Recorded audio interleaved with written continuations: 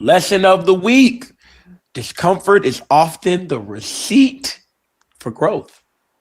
Growth, is going to come. I think, a lot of people fail to really realize that, man, as you're living, you're growing and you get uncomfortable. That's just proof that you're growing.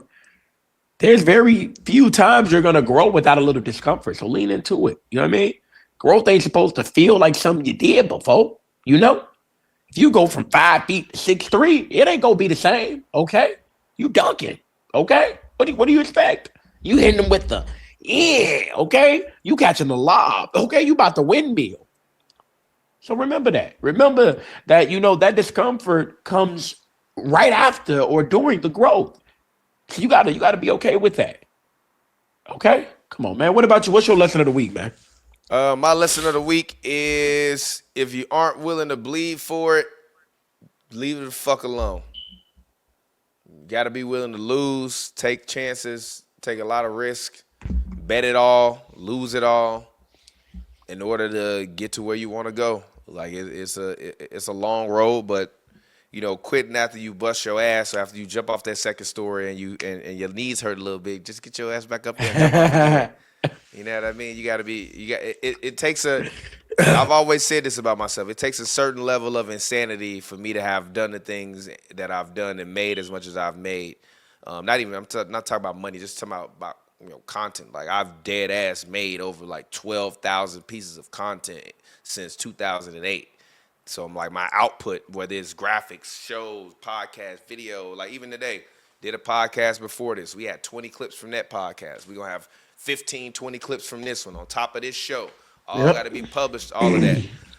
So just keep going. I definitely had some moments and been having them a lot where I'm like, man, this is it. But you just got to keep going. Like fuck it. The world always feel like it's ending.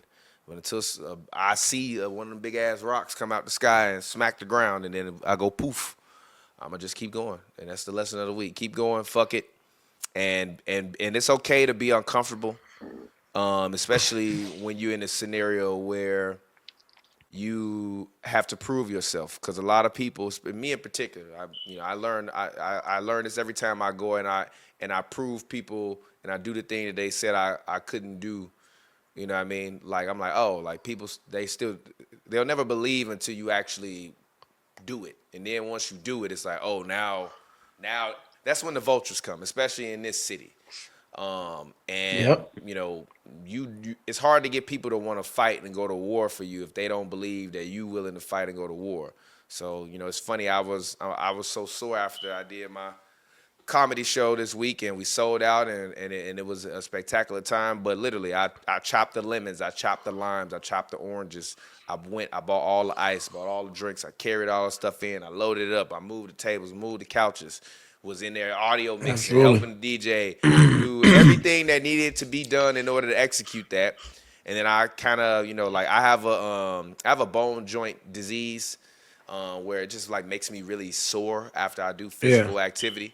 So like I was really really sore this weekend, kind of limping around. Cause also you walk around in like nice shoes, and, moving and organizing stuff because you want to look nice at the event. It takes a toll on your legs too.